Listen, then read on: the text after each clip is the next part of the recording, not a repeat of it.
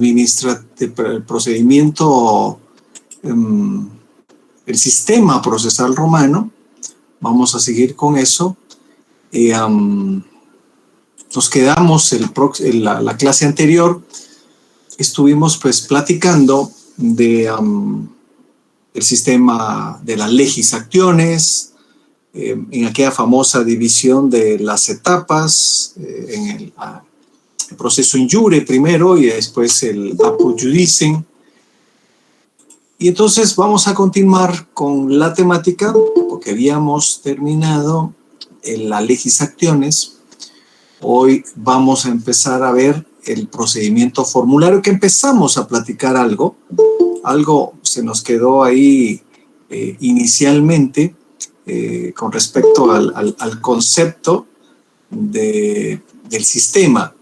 El procedimiento formulario fue un procedimiento que de a poco fue desplazando a la legis actiones, y entonces la legis actiones desaparece, pero por desuso, no por otras circunstancias, sino se dejó de usar porque el procedimiento formulario fue acumulando y acumulando y acumulando y aumentando las figuras y el contenido. Sin embargo, este procedimiento, el procedimiento formulario, escrito con una doble instancia, primero ante el magistrado, que era el que calificaba el proceso, calificaba la iniciación, y luego ante el juez, que era el que decidía y dictaba la resolución final. Aunque en este sistema no existía la posibilidad de la apelación, comienzan a aparecer representaciones obligatorias como la de los tutores, en el juicio del pupilo, y un elemento importantísimo, ahí nos habíamos quedado, era la litis contestatio, o sea, la contestación del proceso. Esta litis contestatio, igual que en el procedimiento de las legis actiones, era importantísimo porque era la forma en la cual las personas procedían a establecer la defensa, a establecer la contestación de la demanda frente al otro, y esta etapa procesal de a poco se fue convirtiendo en la etapa más importante en el procedimiento formulario. El origen del procedimiento formulario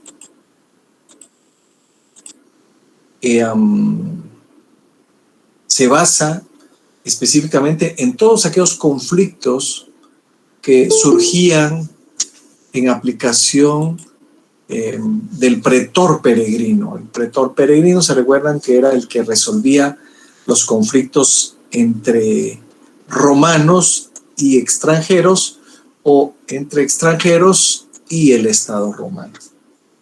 Pues este pretor no necesitaba ajustarse al sistema de las legis actiones con tanto rigorismo, con tanta formalidad, con tanta solemnidad, y entonces fue desarrollando un tipo de proceso que seguía el esquema de los procesos de arbitraje, en donde había una persona, no era experto, sino una persona que actuaba de acuerdo a su leal saber y entender, y esta persona era la que pues realizaba, al igual que las legis actiones, la forma de resolver el conflicto.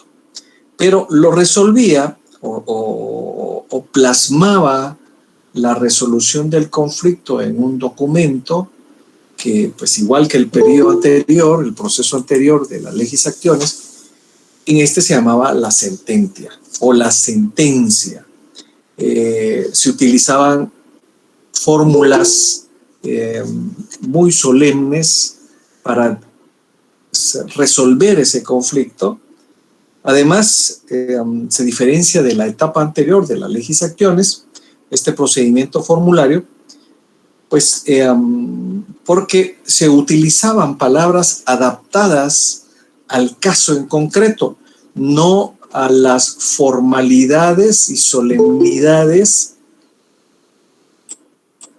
de siempre, o las que se repetían y se repetían y se repetían en todos los procesos. Esto cambia. Toda esa ritualidad de las legis actiones empieza a modificarse, y por eso es que se adaptaban fórmulas a cada uno de los procesos, ¿no? Se adaptaban fórmulas muy libres, muy dentro de la estructura del proceso, sin mayor ritualidad y con el afán de entrar a conocer rápido el fondo del asunto y resolverlo.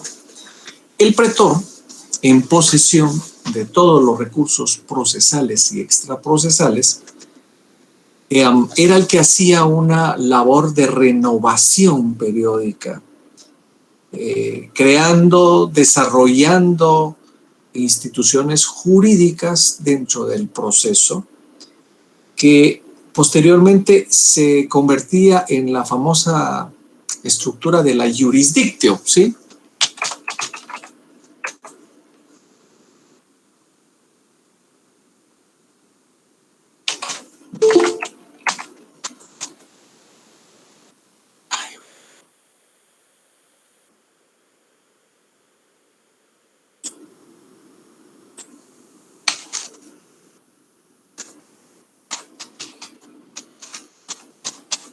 Jurisdictio o la jurisdicción, que fue la fuente en esa etapa.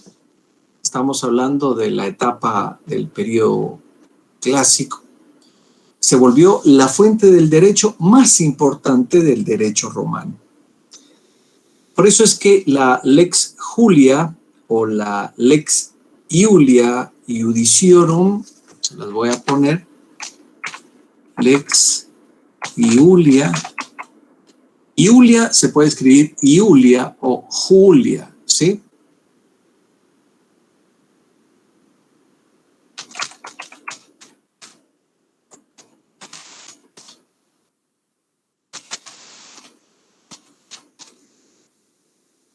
Alguien me decía que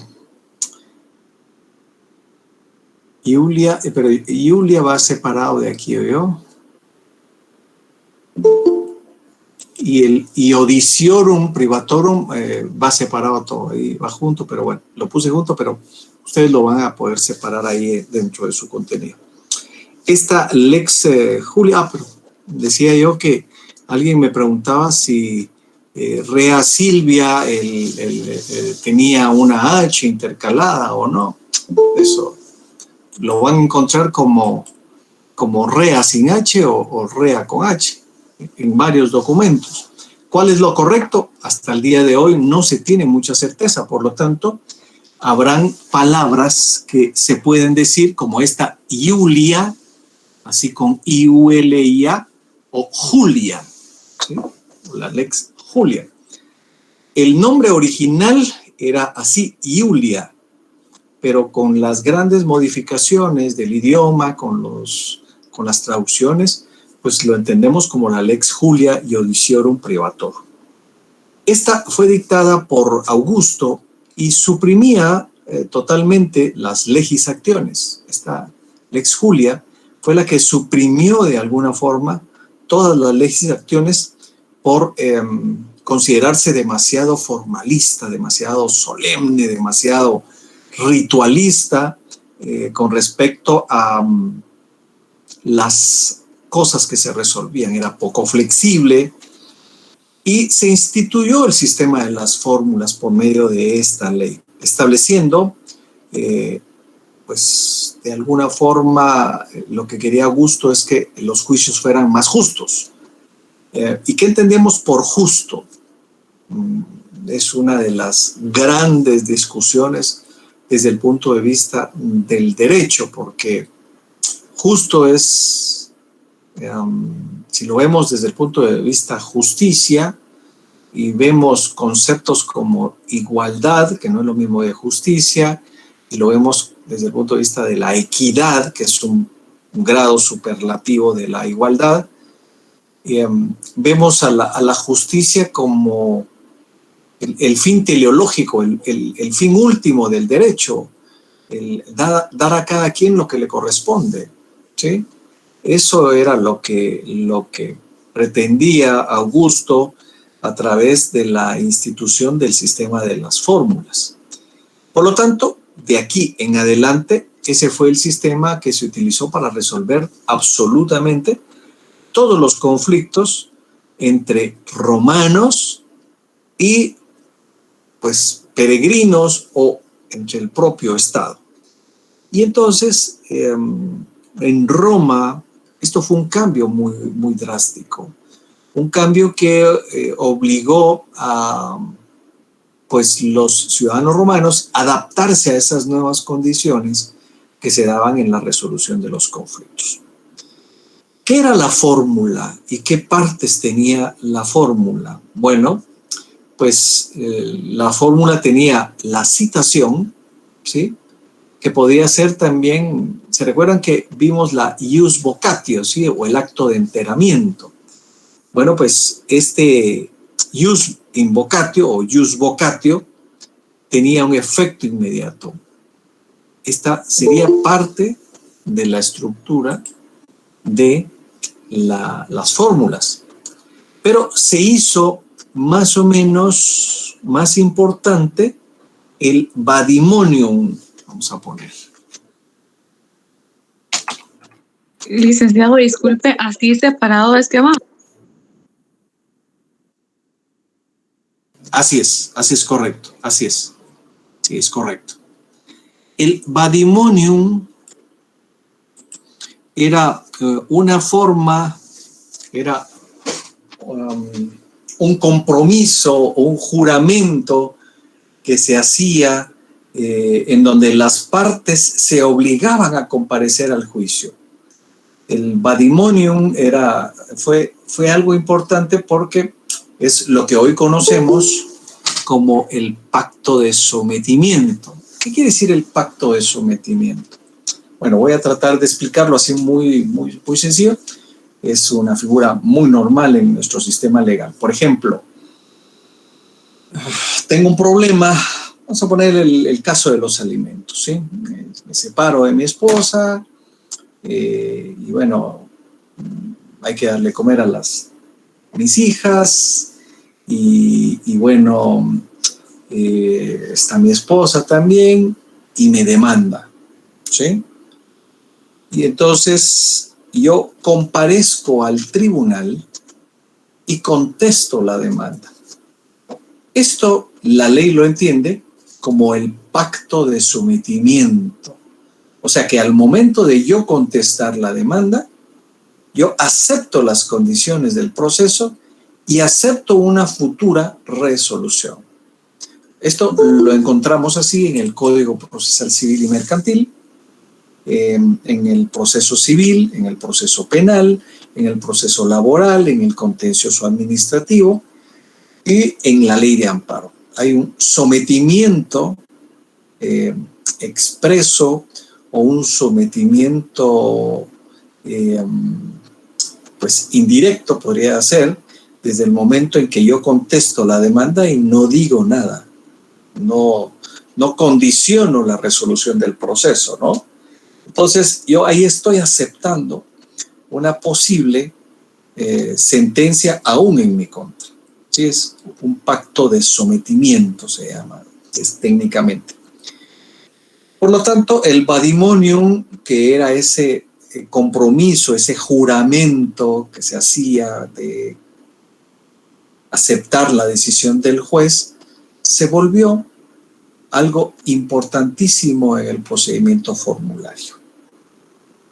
Pero en este procedimiento formulario, las fórmulas se dividieron en dos. Las fórmulas ordinarias y las fórmulas extraordinarias. ¿Qué quiere decir esto de ordinarias y extraordinarias? Bueno, pues las fórmulas ordinarias eran aquellas que deben de existir en toda fórmula en general. O sea, el contenido era aplicable a un indeterminado número de personas. Mientras que las extraordinarias son aquellas que exclusivamente se incluían el pedido de las partes. Eran fórmulas que eran hechas como un traje, ¿no? A la medida de la persona. Así es como se dividen las acciones, pero las fórmulas, estas dos fórmulas. Porque en el procedimiento de las legis actiones teníamos aquellas famosas 5 acciones que eran importantísimas, 3 declarativas y 2 ejecutivas. Aquí no. Aquí vamos a encontrar las fórmulas ordinarias, que eran 3 y una adicional que era condicionada a si había necesidad o no. Pero normalmente eran 3, pero siempre había la discusión de que podía haber esta adicional. Se las voy a explicar en un segundo. Mientras que las extraordinarias eran 2. ¿Sí? También se las voy a explicar y vamos a ver, tratar de poner algunos ejemplos del sistema actual, cómo se matiza, cómo se incorpora al sistema actual de nosotros todas esas figuras de las legis actiones, del procedimiento formulario, y después vamos a ver el último procedimiento, que es la extraordinaria cognitio, que creo que hoy nos va a dar tiempo a discutirlo y a analizarlo desde algún punto de vista. Las ordinarias, la primera era la demonstratio. La demonstratio, o la demostración, o el acto de demostrar o enseñar, esto sería la demonstratio, se establecía a través de esta fórmula quién iba a ser el juez que iba a resolver el asunto, y el juez que debería resolver el asunto, era quien redactaba de forma específica la fórmula. Pero esta fórmula redactada o transcrita por el juez era estructurada por las partes, ¿sí? Y en la misma se hacía el relato de los hechos. Esta acción era importantísima. Podríamos comparar la demonstratio hoy como alguna de las partes de la demanda, ¿sí? Y una de las partes de la contestación de la demanda, en donde una parte, la parte actora, relata los hechos y cuál es la violación a su derecho, y en la contestación de la demanda, el demandado, pues, responde y también redacta los hechos que desde su punto de vista fueron los que él va a utilizar o son los que él va a utilizar en la defensa. Lo que no debemos olvidar nosotros como abogados, es que en todos los procesos, siempre van a haber 2 verdades, ¿sí?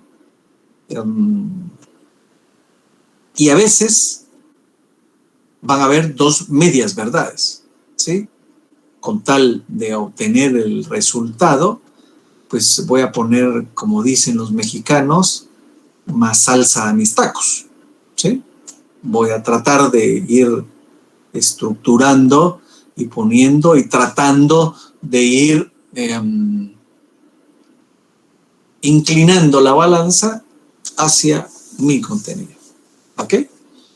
Por eso es que los abogados debemos de ser hasta críticos con lo que nos dice nuestro cliente. ¿Sí? Sí, Sebastián.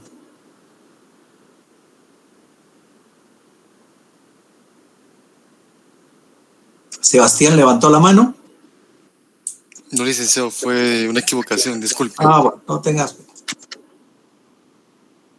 Dije, vamos a empezar a discutir esto, porque es interesantísimo, ¿no? cuando la gente llega a los despachos de los abogados, llega a contar su historia, llega a contar parte de la historia y casi siempre trata de hacerse la víctima del asunto. Entonces ahí es donde el abogado también tiene que ser crítico con todo lo que le diga, ¿no? Y confrontar un poco la veracidad de los hechos y no ofrecer el cielo y la tierra, porque algunos abogados dicen, no tenga pena, esto va ganado, nosotros vamos a ganar, eso sí, usted me tiene que anticipar una cantidad de dinero importante, pero nosotros, no tenga pena. Mire, el 110% yo le garantizo que vamos a ganar la discusión. Ese es uno de los tantos errores que cometemos los abogados, ¿sí? Porque no se puede aseverar absolutamente nada con respecto a el si voy a ganar o no la demanda. Eso no se puede saber. Siempre del otro lado va a haber alguien mejor que nosotros. Y siempre del otro lado pueden haber pruebas que destruyan nuestra pretensión. Por lo tanto, no hay que irnos de boca y ofrecer el cielo y la tierra, porque realmente todos, absolutamente todos, podemos perder el juicio en el último minuto, como dicen los Abdón Rodríguez Sea, no sé si ustedes lo vieron, fue un famoso narrador de béisbol en Guatemala, y decía, el juego se acaba hasta que se acaba, ¿sí? Y eso es cierto. Dice, ¿es bueno exagerar las cosas para lograr ganar? Yo creo que no. Tenemos que ser objetivos, porque a veces se exagera y esto se puede revertir, ¿verdad? Entonces perdemos el juicio. Bueno, usted me dijo que íbamos a ganar, me ofreció que del 110%, y entonces ahí vienen los problemas. Entonces, recuérdense que los clientes quieren ganar, porque si se pierde, no quieren pagar. ¿Verdad? Yo no lo veo. Yo soy muy crítico, no solo en mi trabajo, sino en muchas de las actitudes, ¿sí? No crean, yo soy bastante crítico con respecto, les voy a poner un ejemplo, a los resultados de las notas, ¿sí? Yo no desconfío de ustedes, absolutamente nada. Lo que pasa es que el sistema no es perfecto, ¿sí? Como tampoco es perfecto el sistema de los exámenes escritos presenciales, porque yo no puedo negar que la capacidad intelectiva de ustedes no se puede medir por un examen. Hay muchas más condiciones que sirven para realmente demostrar la capacidad intelectiva. Cuando yo me examiné de los exámenes privados, nosotros hacíamos lo que se llamaba un prenatal, y era un preparto, de verdad. Porque, por lo menos en mi caso, les voy a poner fechas exactas para que ustedes se den cuenta cómo eran los exámenes finales, los privados. Yo me examiné, recuerdo que un 14 de enero, y me inscribí para los privados, y nos inscribimos cerca de 75 personas. Y empezamos, nos inscribimos el 16, el 14 y el 16 empezamos. Entonces empezamos, el lunes nos teníamos que presentar a la facultad con una máquina de escribir y sorteábamos los trabajos que íbamos a ir realizando durante esa semana. Entonces, por ejemplo, la primera semana recuerdo que nos tocó trabajos civiles.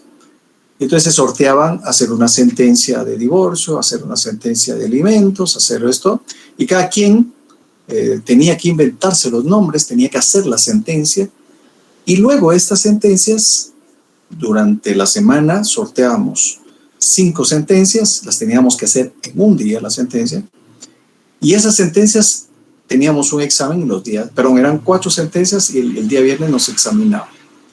El que no ganaba ese viernes, se iba. Y los que nos íbamos quedando, nos íbamos quedando. Esto era por 3 meses. Ese era el trabajo diario de 3 meses. Uno terminaba, llegaba el fin de semana y terminaba extasiado. O sea, después nos tocó laboral, después nos tocó administrativo, y así. Y en laboral, yo recuerdo que a mí me tocó hacer un reglamento de condiciones de trabajo, interno de condiciones de trabajo, fue complejísimo. Bueno, y al final tuve mi examen el 14 de abril, sí, despuesito de Semana Santa, recuerdo que fue. Y nos examinamos 25 alumnos, un examen privado. Entrábamos a las 7 de la mañana y terminábamos a las 12 del mediodía. Eran 5 profesores que nos examinaban 1 hora cada uno. Y luego, pues el resultado final. Este examen privado, de los 25 que nos examinamos, ganamos 3. Era complejísimo, pero nos ayudaba a ser muy estudiosos y muy críticos. Hoy los exámenes son totalmente distintos. Es otra cosa. Se examina un día de la fase privada, que son 3 docentes, y después la fase pública y se acabó el asunto. Después hacer tesis y todo. Es totalmente distinto. No hay mucho control de medición con respecto a la actividad intelectiva. Pero ni los exámenes como están, ni los escritos, al menos a mí, me dan una real conocimiento de su capacidad intelectiva. Ahí habrán muchos más elementos. Pero bueno, yo no creo que sea bueno exagerar. Yo creo que es bueno demostrar los hechos en forma fidedigna. En eso sí estoy de acuerdo, ¿sí? Los hechos reales, cómo sucedieron. Como lo digo, van a haber 2 verdades. Absolutamente siempre van a haber 2 verdades. Pero estas 2 verdades, si los abogados actuamos correctamente, el que decide va a resolver el asunto en base a esos hechos, a la demostración de estos hechos. ¿Que se puede equivocar el juez? Se puede equivocar. No hay jueces perfectos. Que se puede ir la balanza por un lado, sí, se puede ir por un lado. Se puede equivocar en la decisión. Pero para eso está la revisión por un tribunal superior, que en todo caso, debería ser el que corrija el error. Y si está bien la sentencia, el juez superior, si hubo una de las partes que no estuvo de acuerdo e impugnó, pues el juez superior va a confirmar y ratificar el criterio. Pero esto es importante, la demostración, porque es uno de los elementos más importantes dentro de los procesos. No nos enseña, la universidad no enseña a cómo debemos de probar las cosas. Nos da cursos, nos da procesal civil, procesal penal, procesal laboral, procesal constitucional, procesal administrativo, pero en ninguna de ellas se demuestra realmente, o ustedes aprenderán realmente, los mecanismos probatorios. Fíjense que en una universidad española, en la que tuve la oportunidad de estudiar ya hace muchos años, el doctorado, tenían un curso de 2 semestres que se llamaba Derecho Probatorio, ¿sí? Y realmente se profundizaba por todas estas cosas que les estoy diciendo. Y ya tenía, porque era un curso de los últimos años, ya tenían que haber ganado procesal civil, procesal penal, procesal administrativo, procesal constitucional. Entonces, los chicos que llegaban ahí, a esos 2 cursos, salían a la calle, pero conociendo realmente todas las interioridades del derecho probatorio.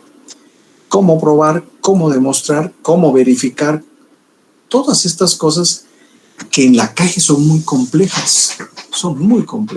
Pero bueno, aquí está la demonstratio. Esa era un elemento importantísimo en el derecho romano.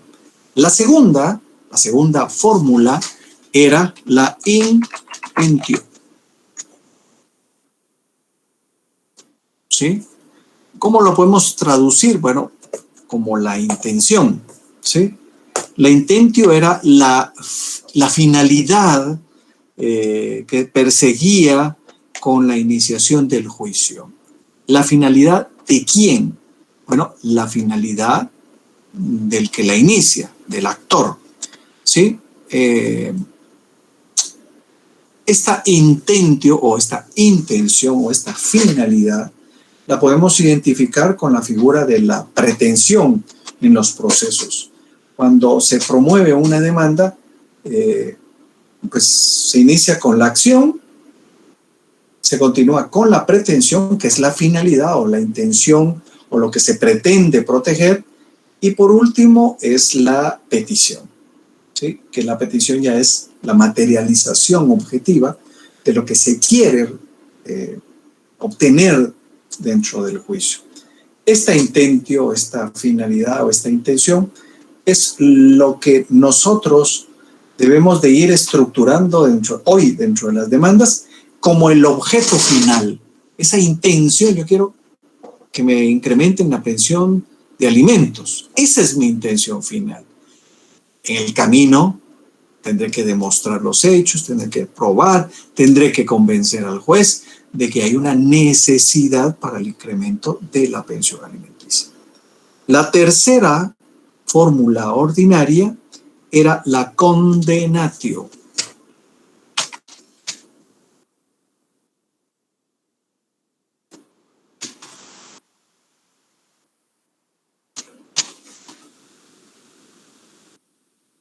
Condenatio, o lo podemos traducir a la condena, ¿sí? Esta era la orden de un juez para que condenara a pagar una cantidad de dinero al demandado o absolverlo, ¿sí? Esta condena casi siempre se da en aquellos juicios de pretensión económica o de sanción de violación de derechos penales, ¿sí? La condenatio.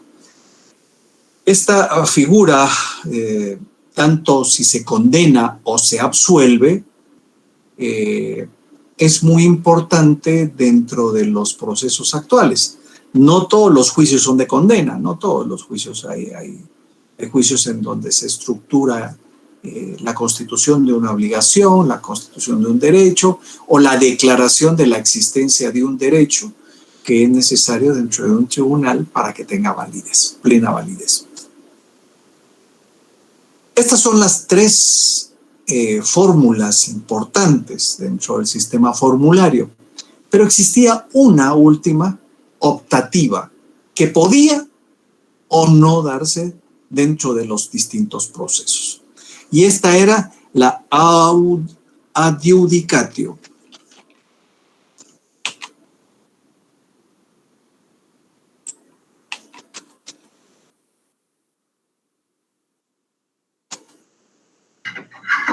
¿Que podía qué, díjole? Ahorita sí, yo solo voy a poner esto.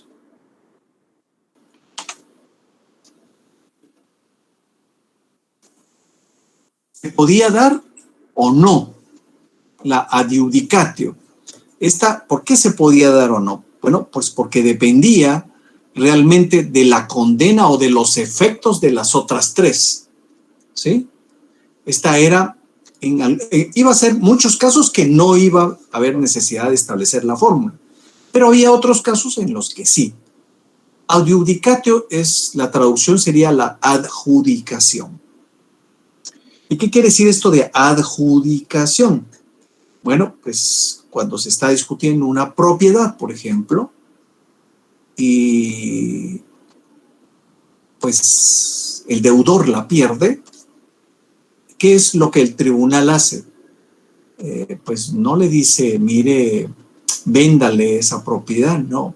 Porque dice, mire, como usted perdió y tiene una deuda muy grande, vamos a tomar esa garantía que usted tiene ahí, que su casa, la toma el juez y la adjudica o la entrega a la otra parte, a la ganadora del pleito. Esto es lo que se llama la adjudicatio o la adjudicación, que se podía dar en propiedades, en herencias, en ya no propiedades inmuebles, sino propiedades muebles, en cosas, en caballos, vacas o carretas, qué sé yo, cualquier cosa que pudiera ser objeto de apropiación. ¿Sí? Los romanos estaban tan avanzados que en algunas condenas y en algunas adjudicaciones se discutían los derechos intangibles, ¿sí? Los derechos de autor, por ejemplo, que son derechos intangibles, o los derechos de marca, que son derechos intangibles. Se podía discutir absolutamente todo eso. Dentro de estas fórmulas, dentro del proceso formulario, la parte demandante tenía obligación de exigir lo justo, ¿sí? No más, no menos, ¿sí? Hoy cuando se cobran, por ejemplo, deudas, como decían allá, es bueno exagerar, ¿va? Entonces pidamos días más para que regatee y me pague 10 menos. Y así podemos. Eso no se puede en el proceso, en los procesos. Ustedes tienen que pedir lo que les deben y deben de documentar lo que les deben, ¿sí? No pueden pedir ni más y tonto sería si pide de menos, ¿sí? Tienen que pedir lo justo, lo que se les adeuda, lo que se les debe, ¿sí? No podemos pedir más, no podemos pedir menos, sino objetivamente lo que se nos debe. Sin embargo, se podía incurrir en plus petitio.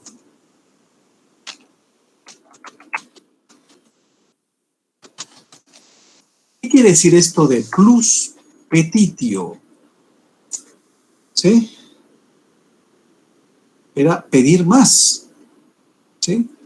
Entonces ahí el juez era el que tenía que gradar ese tipo de cosas. Cuando se pedía más, le decían, no, esto está saliendo del asunto. Pero también podía el demandante incurrir en la minus petitio.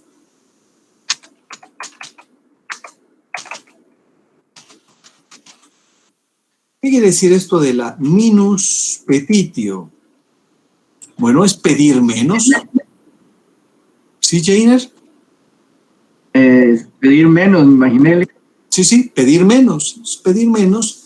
Ahora, si se pide menos, el que pide menos o el que pide más, en Roma era sancionado, era castigado. ¿Con qué?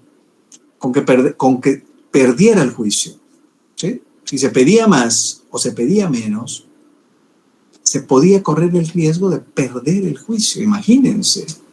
Entonces, ojo con eso porque en Roma, vean cómo valoraban la objetividad o la existimatio, el honor del romano. Era un deshonor pedir más. ¿Por qué? Porque él tenía, dentro de su estructura del derecho romano, que pedir lo justo, no pedir ni más ni menos. Porque además de que mi honor iba a ser mancillado, iba a ser vilipendiado, iba a ser menos valorado, el tribunal, si lo lograba determinar que se había pedido más o se había pedido de menos, la sanción que el juez hacía era que se perdía el juicio. ¿Ok?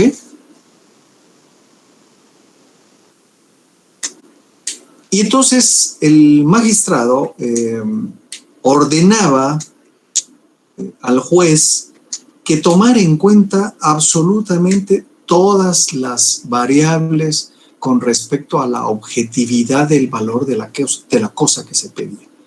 Eran muy escrupulosos en esto, ¿no? en algún momento yo defendí a un señor, pues en el cobro de estas famosas tarjetas de crédito, ¿no? Y entonces cuando llegamos al tribunal, porque son juicios ejecutivos en donde ya no se prueba nada, más que solo la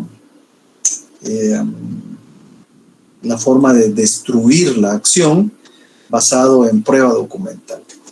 Y entonces, este señor, que tenía mucha plata, él no era el deudor principal, sino era el fiador de su hijo.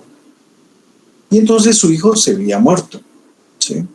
Sin embargo, aparecía dentro de la información contable que había comprado algunos bienes que estaban en poder del padre, porque este tenía una fábrica, ¿ya? Entonces él habló con el intermediario del banco, porque los bancos, muchos de los bancos que tienen tarjetas de crédito, contratan despachos de abogados y pues ellos son los que realizan el cobro de las obligaciones. Y entonces mi cliente le había pagado al abogado, ¿sí? Y entonces, cuando se le pidió que pues, se desistiera del proceso por el pago, dijo que no. Y dijo en el banco que no le había pagado y que él continuaba con el juicio. Sin embargo, mi cliente, como era una cantidad grande, había comprado un cheque de caja y pues teníamos la prueba que se había cancelado y se había cobrado el cheque, que lo había cobrado el abogado. Y el abogado actuaba en representación del banco como un mandatario.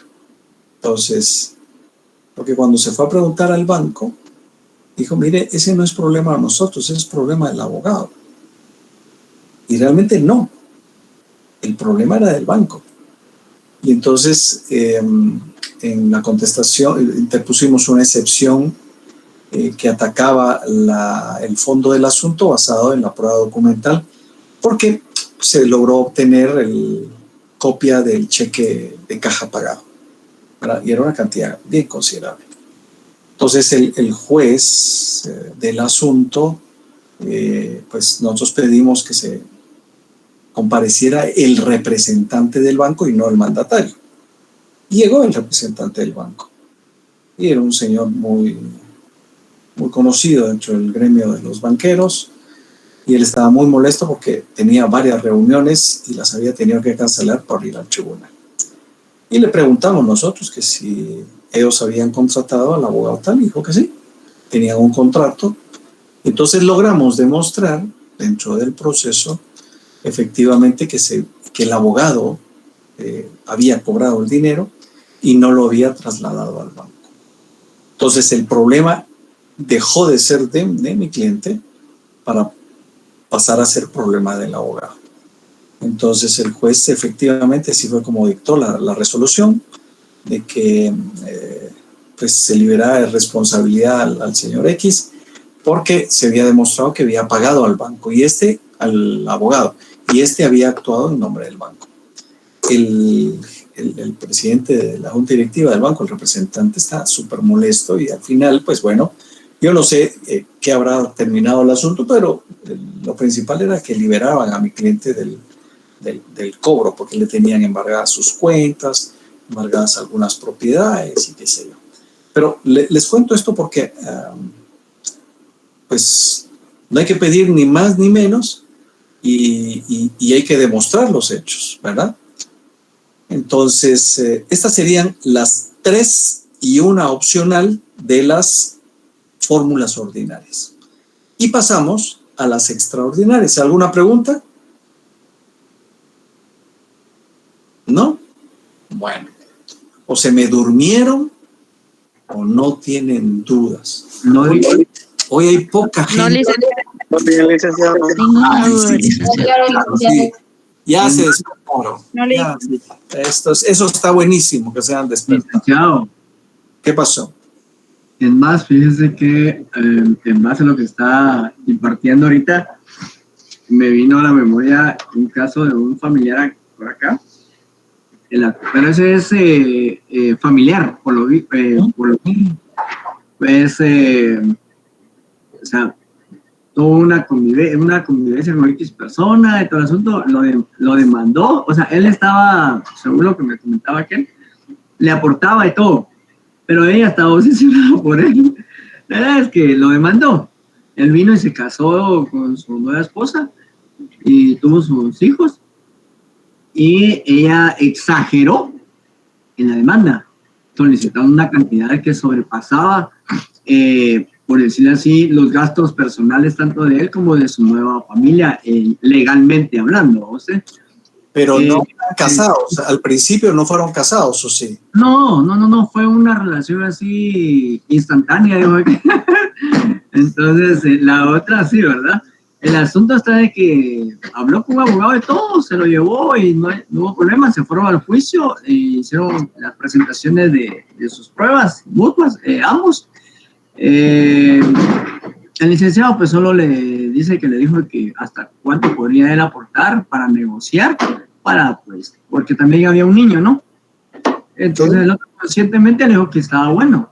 El asunto fue la exageración por la otra parte, pero como decía también otro licenciado, bueno, mire, el juez viene y da su veredicto en base a las pruebas, ¿ya? Pues, no puede decirse que fue buena o mala, la diferencia es que se dice nada más que fue a favor o en contra del demandante en ese caso, ¿va? La idea es que en el caso de él fue en contra, con pruebas. Pero el licenciado metió su apelación, creo que se dice, sí, una apelación. Presentó. Perdón, le presentó. Sí, porque eso que dijo es otra cosa. Ya. Y de allí estudiaron el caso a profundidad en la sala de apelaciones, no estoy mal. Sí. Y hasta en ese momento, pero claro, es un proceso largo por lo visto, porque bien pasó como 2 años más o menos mientras salió el embargo, saben ni cuánto tiempo. De ahí, cuando se llegaron al juicio y determinaron no a favor de él, y hasta el tiempo salió a favor de él, y le redujeron ¿cómo se llama? La pensión. Eso. Se la pensión del niño. Pues bueno, todas estas cosas son... Porque al final habían otros 2 más, ¿verdad? Pero de la nueva esposa.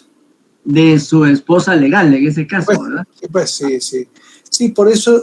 la otra persona prácticamente, según comentaba, no hubo ni siquiera una relación de hecho ni nada por el estilo, pues, ¿verdad? No, nunca convivieron, pues. Pero sí tuvo un niño. Eso sí, ¿cómo se toma ahí?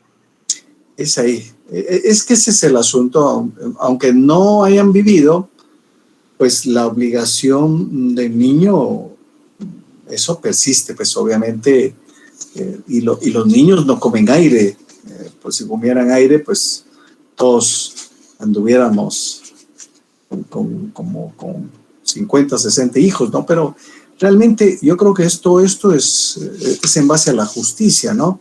Ahora, ella sí no tenía razón de pedir pensión alimenticia, porque si no fueron esposos, no vivieron juntos, pues todo esto no podía pegar. Pero bueno, ¿alguna otra duda? ¿No? Bueno. Y luego pasamos a las fórmulas extraordinarias, ¿sí? En estas fórmulas está la primera, que es la praescripto.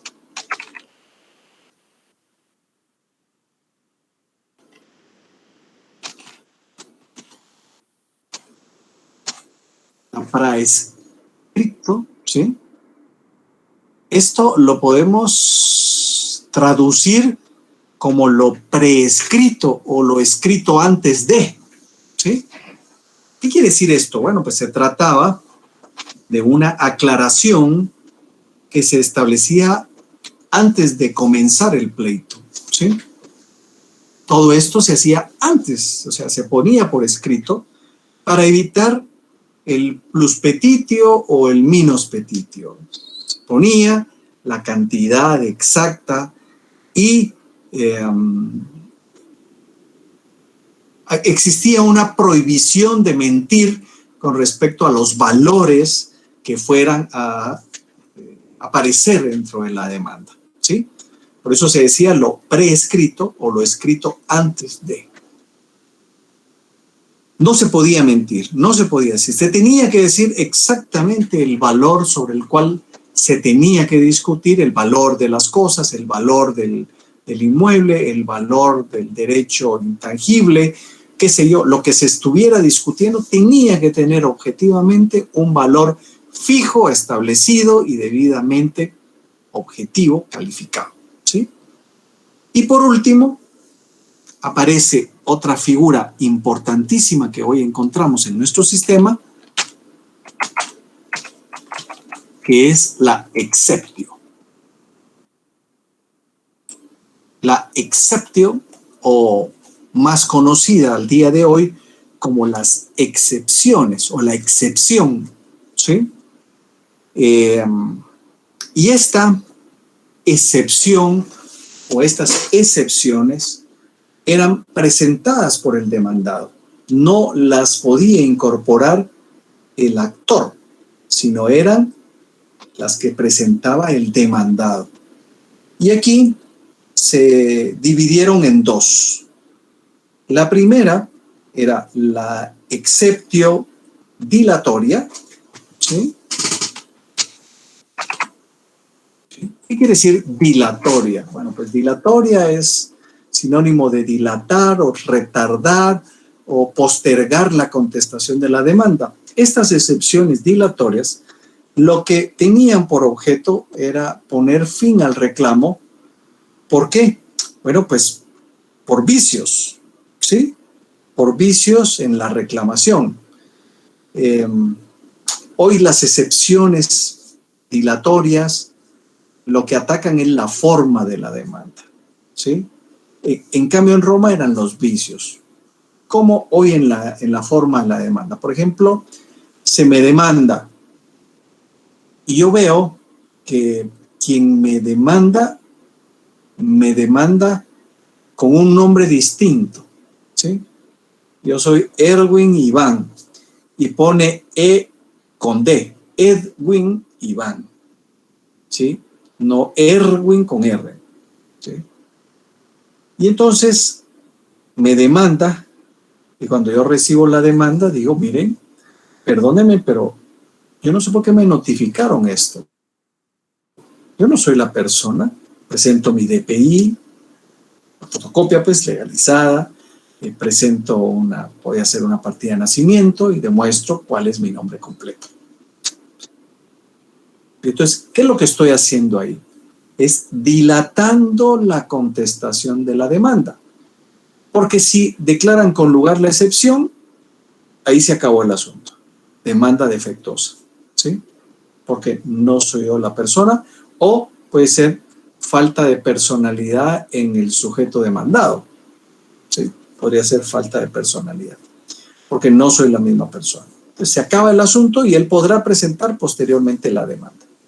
En Roma, esos vicios lo que originaban era que ya no se continuara con el proceso, se acababa el proceso, ¿sí? Por vicios, no porque puse mal mi nombre, sino por vicios en la estructura de la fórmula que se presentaba. Y la segunda, esta excepción, la primera eran las dilatorias y las segundas eran las perentorias.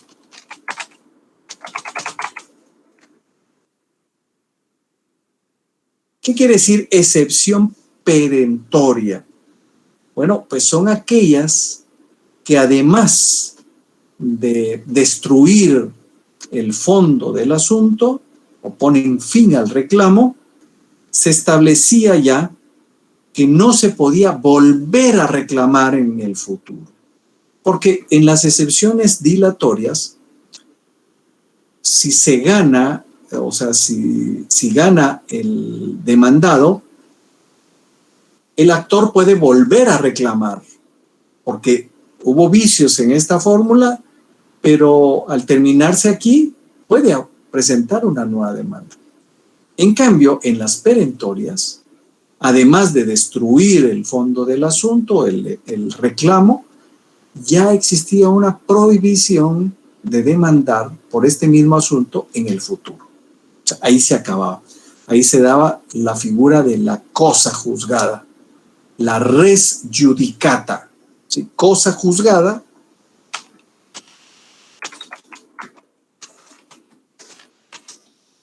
es ius,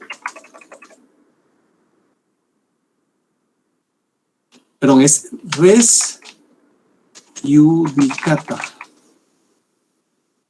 ¿Sí? ¿Y qué quiere decir cosa juzgada? Bueno, cosa juzgada quiere decir que ya no es en excepciones, sino en el fondo del asunto se dicta una sentencia y se condena, se absuelve o lo que sea.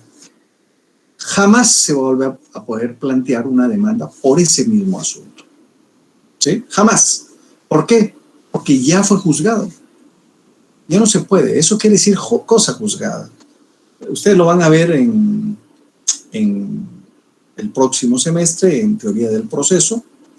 Yo doy la continuidad porque yo doy teoría del proceso, doy romano y doy teoría del proceso. Y se van a dar cuenta ustedes cuáles son los efectos que produce la res judicata en los distintos procesos, ¿sí? Ya no se puede volver a discutir, ya no se puede volver a plantear, se acabó el asunto, ya fue juzgado y ya fue juzgado, ya no se puede revertir, ampliar, modificar absolutamente nada, así se queda, ¿ok? ¿Alguna duda con respecto a esto? De las dos acciones. Daniela.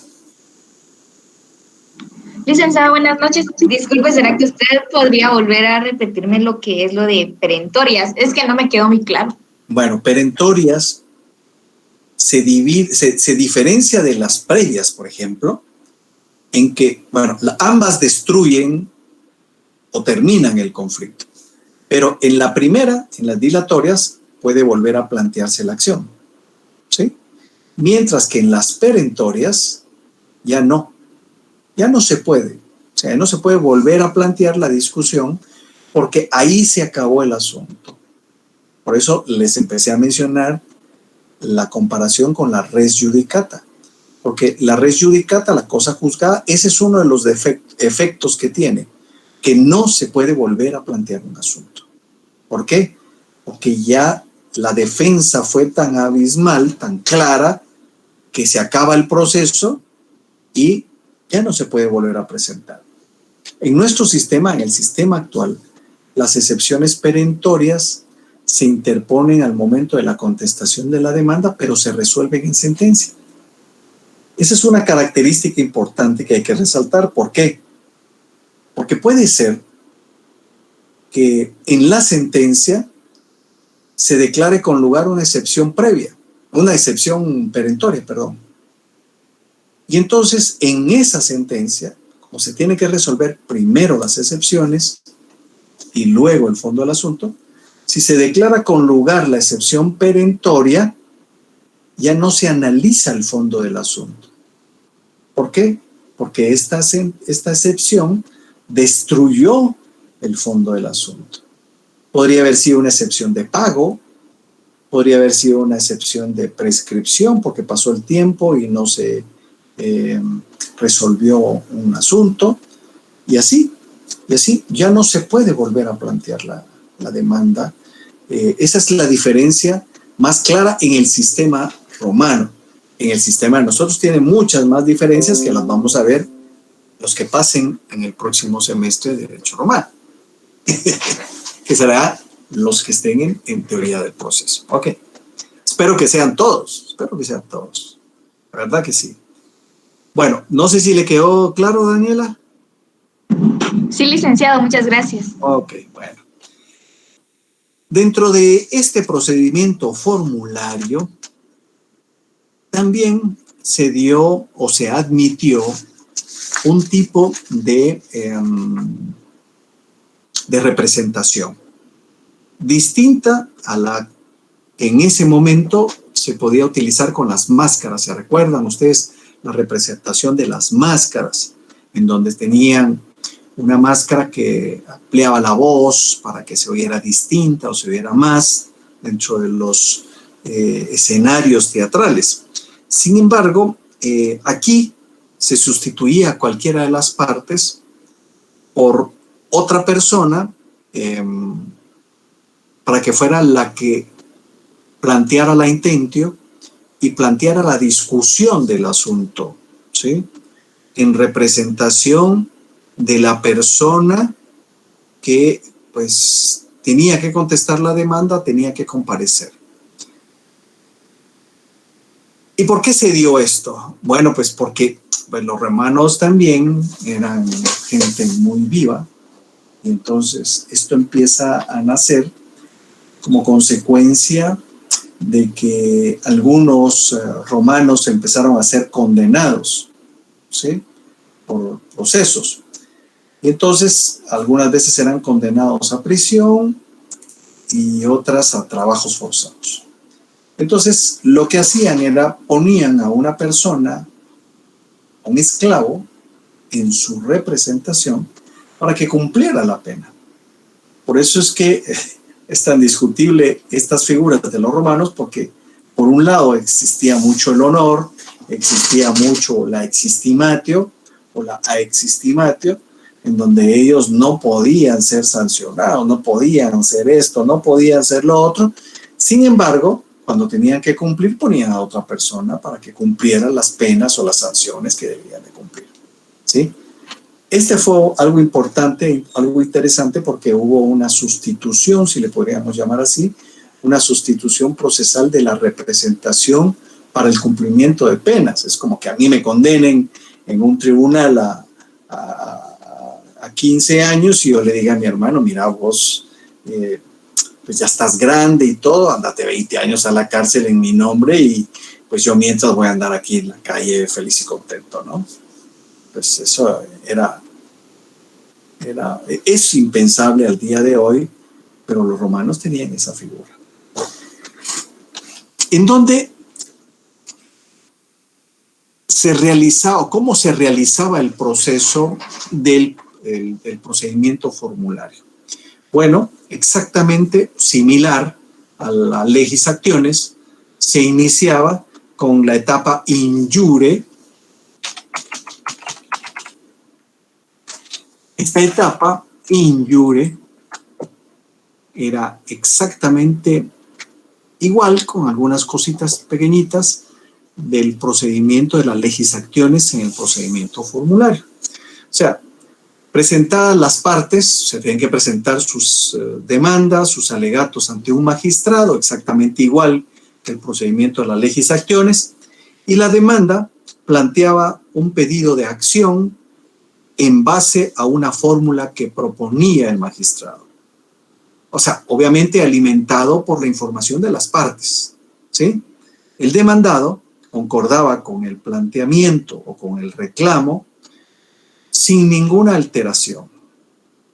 Y entonces el magistrado llevaba a las partes a un acuerdo de redacción de la fórmula, ¿sí? Y en la elección del juez. O sea, el magistrado decía, aquí están los alegatos del actor, aquí están los alegatos del demandado, yo les propongo esta fórmula, ¿sí? Y si ellos decían sí, estamos de acuerdo, bueno, entonces pongámonos de acuerdo también en el nombramiento del juez. Inicialmente había un listado de jueces, ¿sí? Un listado grande, y las partes escogían al juez. ¿A quiénes escogían? Bueno, a los más capaces, a los más inteligentes, a los que tenían mayor experiencia. Entonces, ese sistema se fue pudriendo, pues porque todos iban con el mejor, con el que tenía más experiencia y con el que tenía mejor conocimiento. Y entonces estos jueces empezaron a saturar de conflictos, de demandas, y mientras los que tenían poco conocimiento, poca experiencia y poco criterio, bueno, estos se mantenían de viva la flor. Entonces, este sistema también cambió más adelante y pasó a ser un sistema de designación del juez. Ya no de elección y pongámonos de acuerdo, dígame usted a quién quiere. Entonces, una vez que se ponían de acuerdo en la fórmula y en el juez, se realizaba la siguiente etapa, que era la litis contestatio.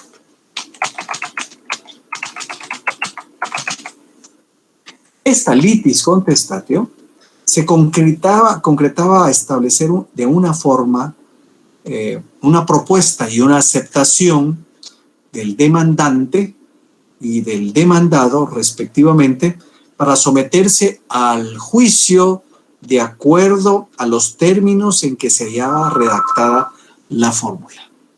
¿Sí? Esto se hacía así a efecto de que a través de la litis contestatio quedaban determinados todos los derechos subjetivos que podían deducirse en el juicio, tanto los del actor como los del demandado. Derechos subjetivos son aquellos derechos personales, intrínsecos, que se están discutiendo. Pues regreso al ejemplo de la pensión alimenticia. La señora que tiene a los chicos quiere una pensión alimenticia en donde va el pago de la comida, el pago de la vivienda, el pago de los estudios, el pago del transporte, el pago de algunas cuestiones adicionales, de la ropa, y todo esto es un montón de cosas. Estos serían los derechos subjetivos del demandante.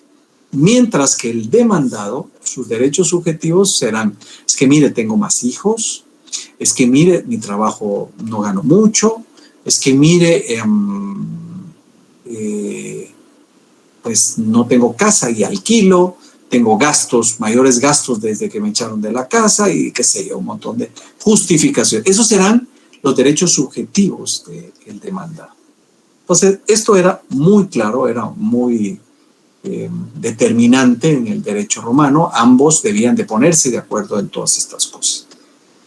Una vez realizada la litis contestatio y quedando perfeccionada a través de garantizar los derechos subjetivos de las partes, se empezaba con la etapa apud judice.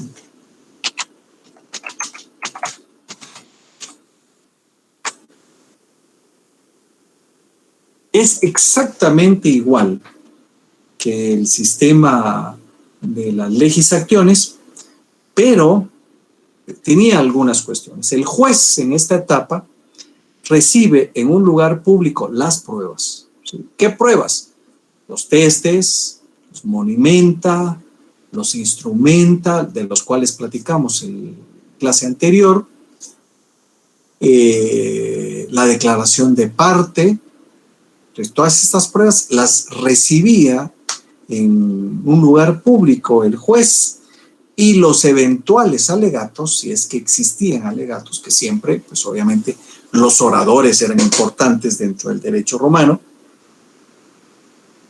Una vez valorada la prueba a su criterio, a criterio del juez, llegaba a la formulación de su parecer, a la manifestación de su voluntad.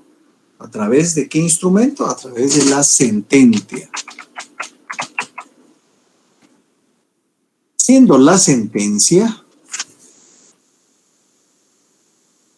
un instrumento, porque era un instrumento, era un documento, pero que también era un instrumento o documento que contenía la voluntad del juez intrínseca, en donde el juez decía si tenía razón el actor o el demandado.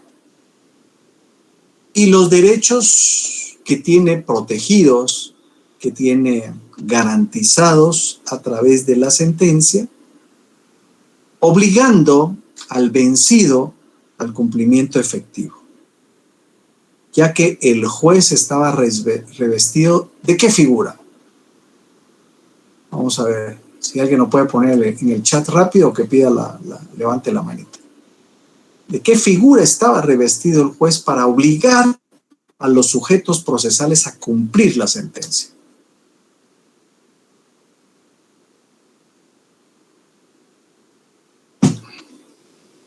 Nadie, por Dios santo. No. No es el executor. Esta era la figura que obligaba. No, pero ¿por qué el juez obligaba? O sea, ¿qué le daba esa facultad y esa atribución? ¿Por el orden del magistrado? No. ¿Qué pasa? ¿Qué pasa? ¿Qué pasa? Similar, el autoritas. ¿Sí? Es el por el autoritas. Muy bien, Antonio, pero me quita la potestas, ¿no? Porque la potestad es el poder que tienen los funcionarios de hacer cumplir sus decisiones. Pero el autoritas de 5 puntos, menos, porque se tardaron mucho. La autoritas era la autoridad que tenía, esa potestad investida del juez era en base a la autoridad. Por eso es que ellos dictaban estas sentencias, ¿verdad? Porque estos derechos estaban previamente establecidos y era de cumplimiento efectivo nada más. Bueno, yo aquí me quedo. Ya el próximo día terminaríamos el procedimiento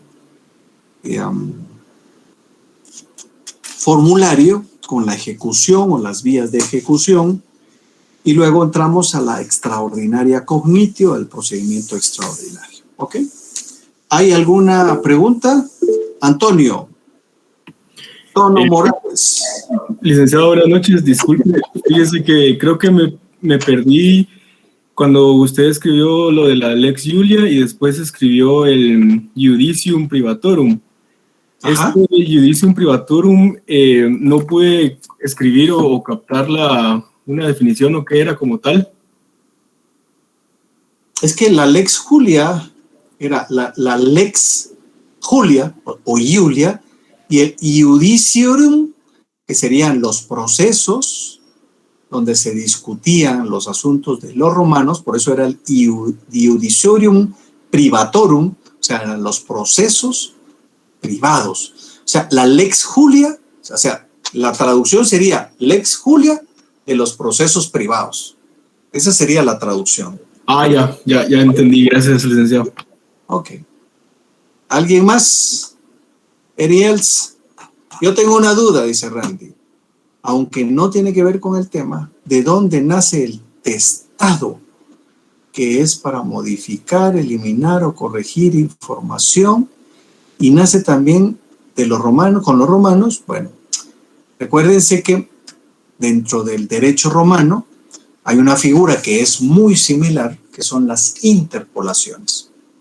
Las interpolaciones lo que hacían era modificar el sentido interpretativo de las constituciones imperiales. Esta sería la forma más similar que podíamos entender como los testados. Sin embargo, el testado quiere decir lo borrado. La traducción de testado es lo borrado o lo que no va dentro del contenido del documento.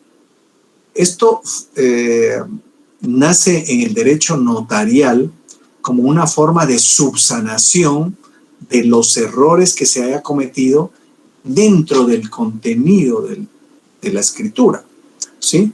También en las demandas se suele utilizar la figura de los testados para eliminar ciertas partes, ciertas figuras que no son del contenido normal. Por ejemplo, un nombre mal escrito.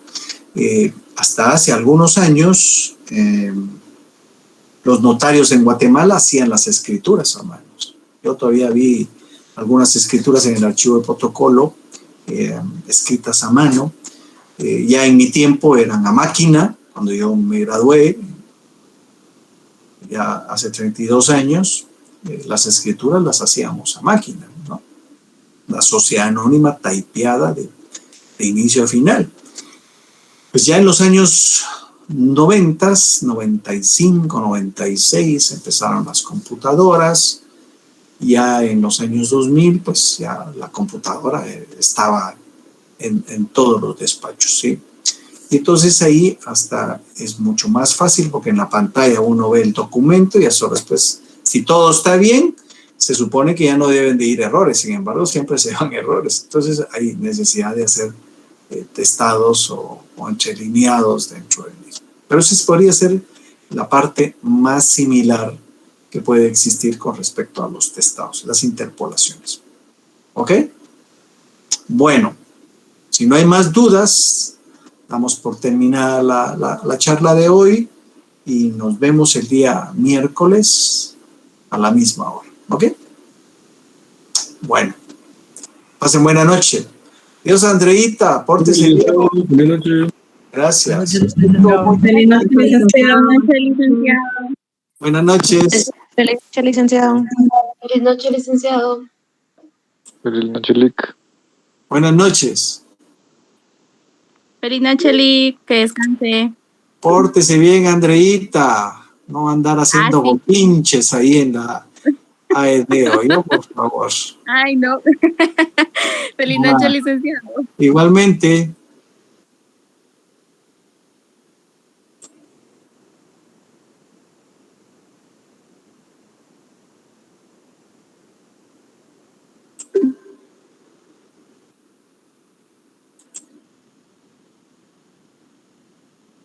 Muy buenas noches a todos.